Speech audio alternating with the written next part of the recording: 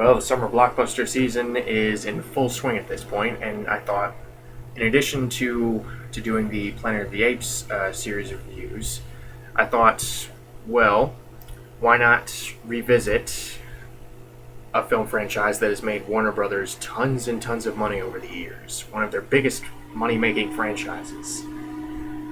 That franchise, of course, being the Batman movies. Now, just to be clear, I'm not going to tackle any of the Batman animated movies, or at least the animated original movies, because I've already covered those in when I talked about all of the DC animated movies. And I'm also not going to do any of the tie-ins to the Batman TV shows like Mask of the Phantasm or Return of the Joker. I'm only going to do live-action theatrical release Batman movies.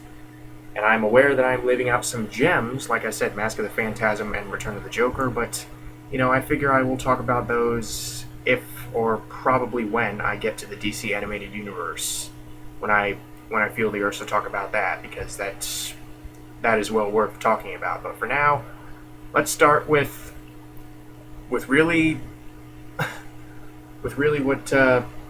what was one of the major landmark movies of the comic book movie genre. Now, you may think, well, why not start with the Tim Burton Batman movie? Well, this one came out about 30 years before that.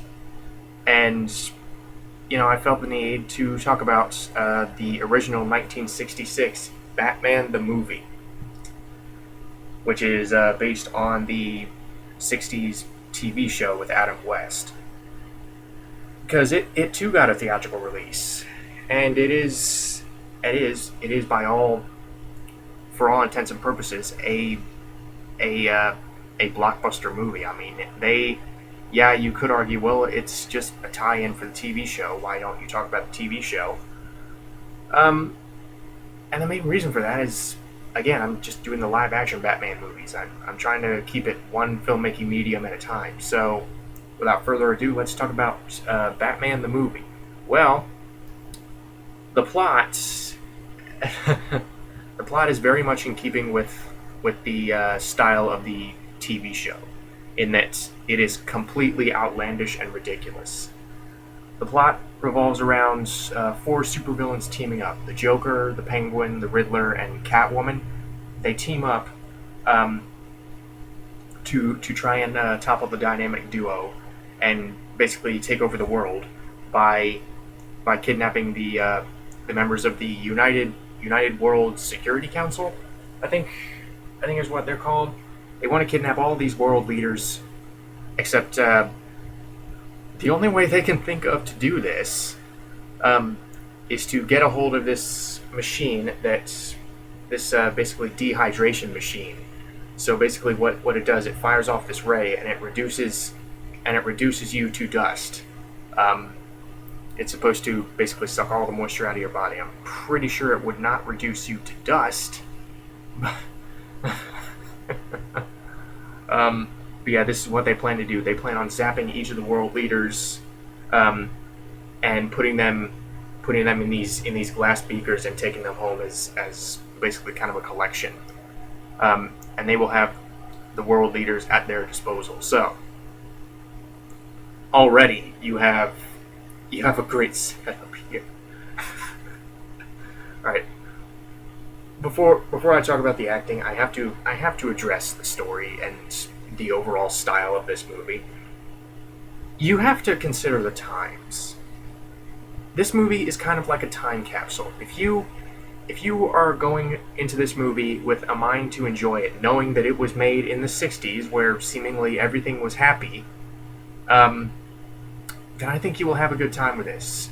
But if you were going into this with any kind of expectations for a serious character study of Batman, or even the darker noir take of the later movies, then you will probably hate this movie with a fiery passion. But for me, someone who I like to believe can look past my own sense of loyalty to the source material, and and someone who understands that sometimes there will be liberties taken to make it translate into a better movie, and understanding that a movie is or a TV show is an interpretation. If it's based off something, it is an interpretation. It is that filmmaker's version of the material. So taking that into account, I can kind of look past the fact that this is not the dark, brooding Batman that we are so used to. And honestly, in this day and age where Warner Brothers is so preoccupied with making all of their superheroes realistic and dark, a la the Christopher Nolan Batman movies, watching this original 1960s Batman movie is actually kind of refreshing. But taking all of that into account, the acting, these actors knew exactly what kind of movie that they were making. I mean, they are not... They're kind of taking it seriously, but at the same time... Actually, no, they're taking it seriously. They are... Of course, a lot of the performances are over the top, but that's in keeping with the very over-the-top style of the movie. There's not really a whole lot of... There's not really a whole lot of the actors turning to the camera and saying, "I know this is a parody." No, they're playing this like the TV show, which was very, very silly. I mean, the original Batman TV show, it was shot in this very over the top fashion. It had those sound effects whenever Batman and Robin were fighting, like pow and thwack, and which they carry over into this movie.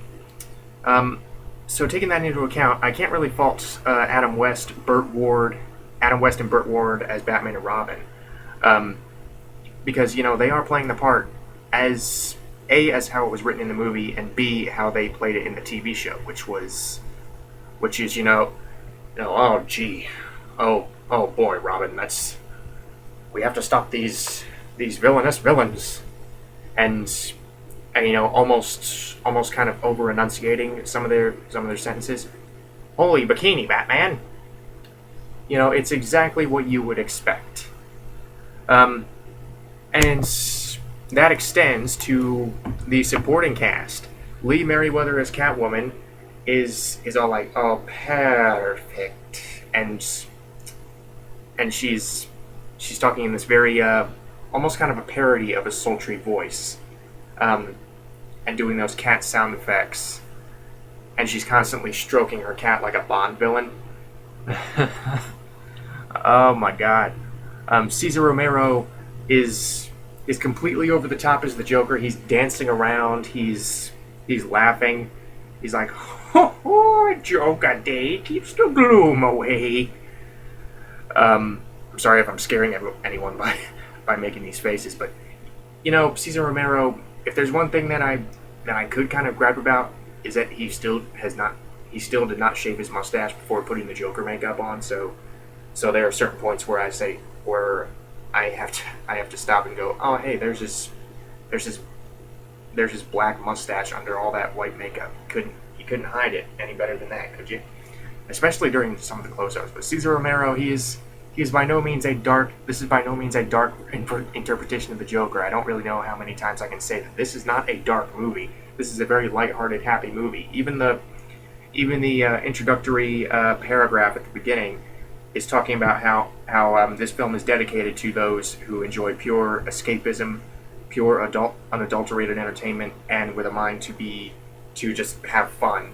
This is respectively dedicated to those people. So there you go.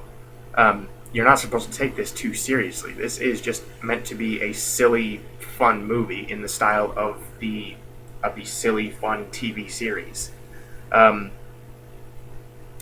But Burgess Meredith and Frank Gorshin are basically on the same level as Romero and Merriweather in that they are just completely over the top. You are not...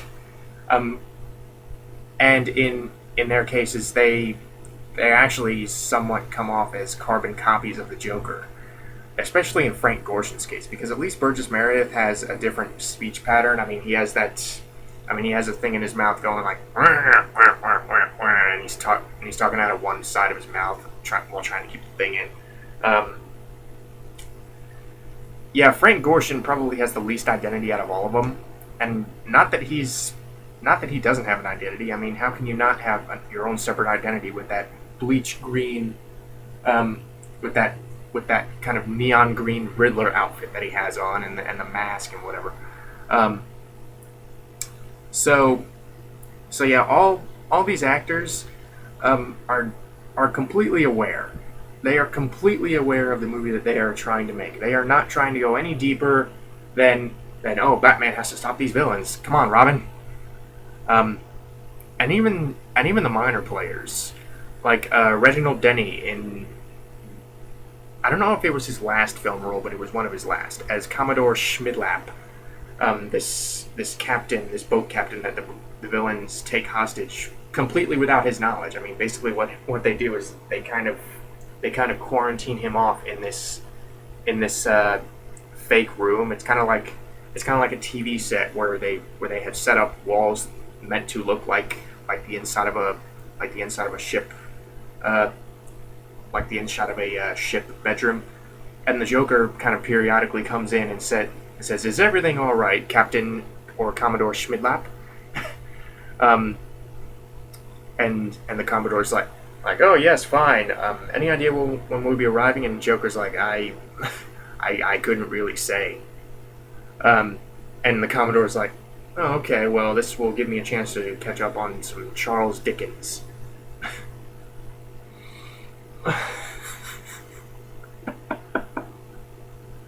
Oh my god.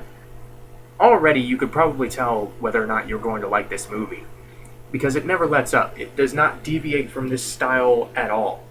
And while we're on the subject of just making a friendly comic book movie, a friendly 60s comic book movie, this has got to be the nicest looking version of Gotham City I have ever seen.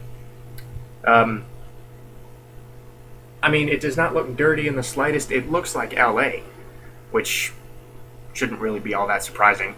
Um, yeah, they don't do anything to make this look very dark or grim or much like a place that would need Batman.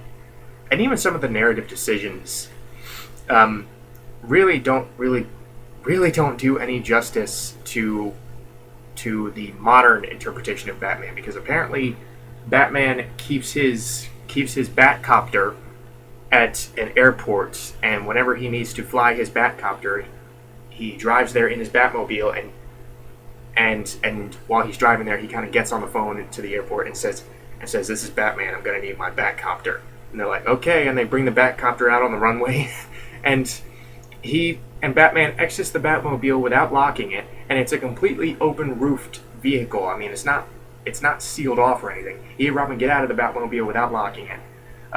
Just kind of leave it there on the runway for anyone to vandalize or steal, and get in the Batcopter and just kind of take off. I mean, that cracked me up that Batman actually has to consult the airport to uh, take care of his helicopter. Um, and also some of the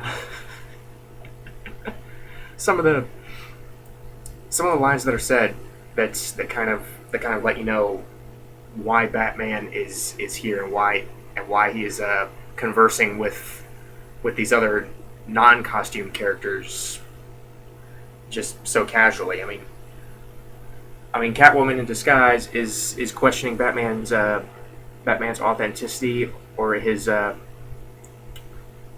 ability to help the police, and one of the officers in charge basically says Batman and Robin are deputized agents of the law. And I said, "Really? You deputize these masked vigilantes without even knowing their names or their real names? They have all sorts of gadgets and vehicles and weapons that are beyond your comprehension, and you deputize them. That's great." Uh, there's this other part where there's this part near the end where Batman and Robin get back to the mainland, and because they spent a lot of it trying to foil the villains' plans out at sea, because the villains have this private submarine. Um, And they get back to the mainland, and they have to get to the security council before the villains do. And Robin's like, "Should we call a taxi or a vehicle, or should we find some mode of transportation?" And Batman's like, "No, Robin. The only way we'll get there fast enough is if we run." So this, so, so there's this montage of Batman and Robin set to the TV theme, like, and this montage set to that music of them just kind of running through the city, trying trying to get to this security council, and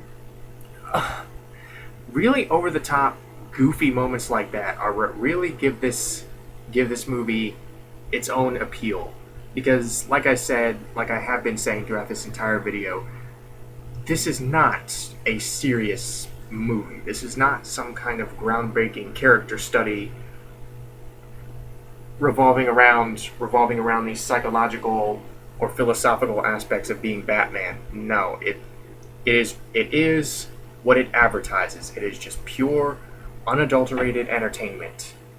Really, the only problem I might have with it is I think it's a little bit too long. It clocks in at about an hour and 45 minutes. And I honestly think, well, is it an hour? Yeah, it's about an hour and 45 minutes. And I think it could have been trimmed to about an hour and a half. Toward the end, I was just kind of okay. I think it's very nearly outstays its welcome. And I think it would have been, and I think I could have enjoyed it more had it been a little bit more compressed. But really, that's the only issue I have with it. Yeah, there are stylistic choices that I could complain about, but at the same time, those complaints wouldn't really be entirely founded, or at least not entirely entirely within reason. Because again, this is the '60s. This is based off the campy, goofy 1960s Batman TV show. You get what you ask for with this. When you see something called Batman the Movie, which is essentially a bigger budget episode of the TV show, a bigger budget, longer episode of the TV show, you get what you pay for. You can decide just by looking at the cover, just by reading the description, just by looking at some of the costumes. You can look at almost any aspect of this movie and immediately tell whether or not you will find any enjoyment out of it. And I, for one, did.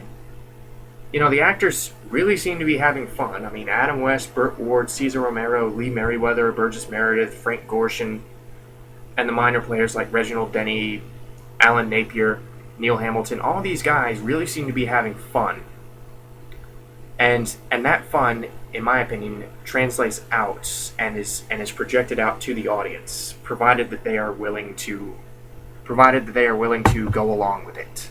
And that's really the best way I can describe this movie and describe whether or not you will like it, is if you are willing to have fun, and if you are willing to look past that this is not your Batman, this is your father's Batman, or in the case of any potential younger viewers, your grandfather's Batman. I'm sorry if I'm making anyone feel old. But this is not the modern day Batman. It has its own charm, it has its own identity, it has its own place in history, hence why I compared it to a time capsule. Kind of a time capsule of the small screen that has been projected onto the big screen.